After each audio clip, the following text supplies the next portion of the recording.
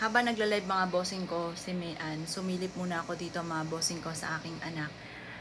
Pero tuwing umaga nandito po ako, dadasal ako diyan sa may altar. Tapos iniwan ko to siyang bukas para anytime nakakapasok yung anak ko. Anytime nakakapasok ay kaluluwa na po siya, transparent po siya. Parang dito lang sa tabi namin mga bossing. Tinakluban niya mga bossing ko ng plywood dahil nakikita daw po parang may naglalakad. Transparent naman po ang kaluluwa mga bossing. Yan pa mga bossing, yan pa mga bossing. Pero ano't ano man, wag lang akong biglang gugulatin na makikita ko sa likod. Makakagulat talaga mga bossing. Pero ano't ano man mga bossing ko, kung halimbawa dito mismo papakita si Joelyn, ay okay po sa akin mga bossing. Masaya ako makita yung aking anak. Yun nga po mga bossing ko, ang daming mga paramdam mga bossing. Kagaya nung halimbawa, yung laging apat po kami. Tapos itong mga nakalipas na araw, yung ex po niya mga bossing ko, laging sumasabay mga bossing ko sa amin sa umagahan. Kaya sabi ko, siguro sumapisay si Joelyn para makasabay ka lagi dito sa amin kapag kumakain kami ng umagahan mga bossing ko. At ganoon din po mga bossing ko, yung parang gusto ko yung mga tao na naging close ni Joelyn or minahal nga po ni Joelyn na parang gusto ko na nakakausap. Gusto ko, like, lagi ako nagtatanong mga bossing ko kung ano yung sinabi ni Joelyn dati, yung ganon. Siyempre, bukod sa aming family, madalas din sila nagkukwentuhan, kung ano yung mga kwento sa kanya, yung mga ganon. Yun nga po, kwento ko nga po sa inyo. Lahat po ng mga na-delete mga bossing ko, pina-recover ko po yun, yung mga picture. Nagbayad po ako kasi parang tapos sinave ko sa isang laptop dahil parang yun na lang yung alaala sa akin ng anak ko. Pati ito yung mga makeup po niya, yun na lang yung alaala.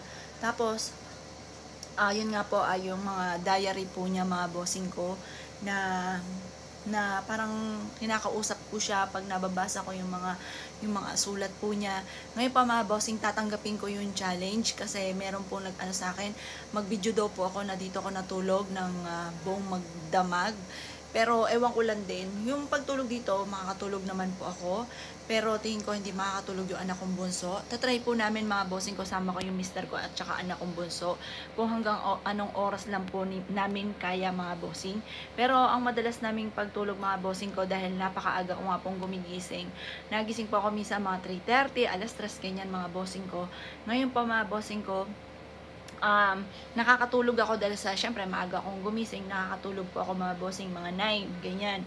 Bagsak na po ako, nagpapahilot ako ng paa sa mister ko. Sabi ko, lagi ko sinasabi parang nirarayuma ako. Pero, yung parang pang ano lang yung pampatulog mga bossing. Kasi, alam ko naman na kapag katulog na ako, tumitigil na yung mister ko sa pagmamasahe sa akin mga bossing. Parang naging bisyo na po mga bossing ko pagpamamasahe. Ngayon pa mga bossing ko, yun, nakakatuwa yung mga stop toys na yan mga bossing ko. Yung mga napanalunan ng anak ko mga bossing ko sa Tom's World. Yun nga po, sabi ko nga po sa inyo, napakarami po niya mga bossing ko na mga token. Yun. Ngayon, nakakatuwa. Alam niyo po ba, yung iba, sabi ng mister ko, sobrang sakit daw sa kalooban niya pag nakikita niya yung mga picture ni Jovelyn. Ako naman, iba yun sa akin. Gustong gusto ko nakikita yung picture niya. Kahit yung nasa ospital siya, bagamat nadudurog ang puso, pero yung mga alaala lalo na pagka nami-miss, okay lang sa akin. Yun nga lang, nami-miss, yun yung naiiyak, ganun. Pero yung gustong gusto ko makita, may mga nakakwentuhan ako, sabi nila, siguro Miss Apple kaya hindi naligtas siya dahil yun na talaga, hanggang doon na lang. Yun po, may mga nagsasabi sa akin ganun. Kasi minsan, di ba, minsan pa nga parang 50-50 na pero nabubuhay pa. Siguro, hindi pa niya talaga panahon. Ito naman, kahit anong gawin, kahit anong iwas mo, at oras mo na mga bossing. Yun, may mga nagsasabi sa akin ganun. Siguro, totoo nga, kasi ganoon din po minsan mga napapanood ko sa TV, yung mga ganun mga bossing. Kasi, yun na lang magiging basihan natin, at saka yung mga nakasulat sa Bible, yun ang magiging basihan natin. Kasi, wala naman yung tao na, wala pa naman yung, hindi nakapagsabi nung namatay na, tas parang panandalian lang, tapos parang yung kaluluwa niya, yung ba tipo na parang, yung bang ano, yung kumawala, yung mga napapanood natin, di ba may mga tao din minsan ng ganun, yun, na parang hindi pa niya oras, bumalik ulit siya sa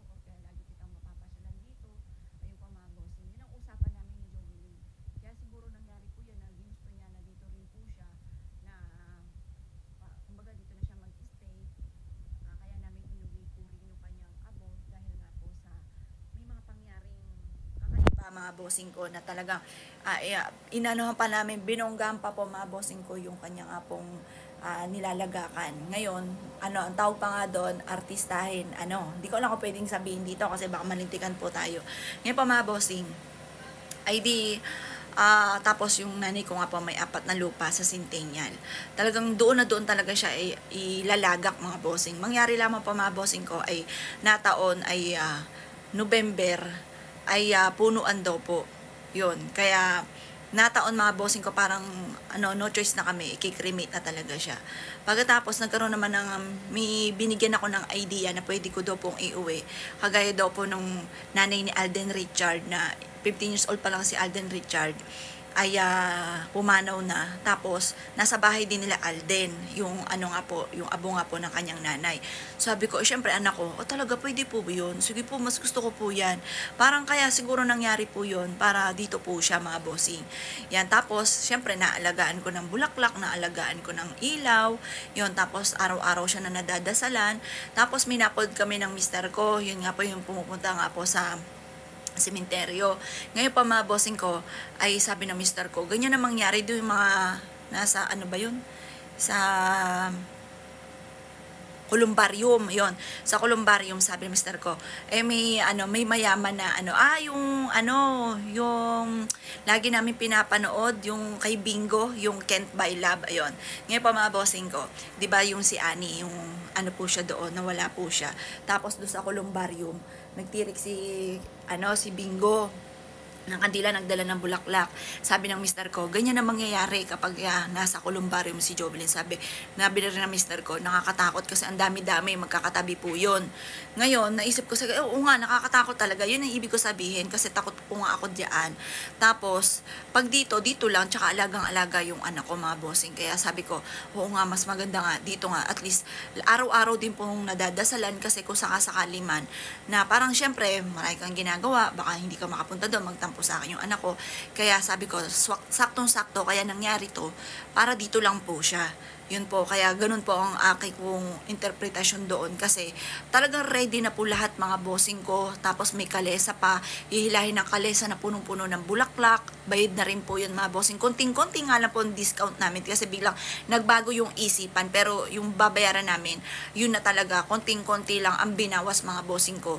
At yun nga po sabi namin, ang daya, kumbaga hindi naman nagamit po yun, konti lang po yung na-discount po sa amin mga bossing. Kaya napapaisip po kami, bakit ganun ang nangyari.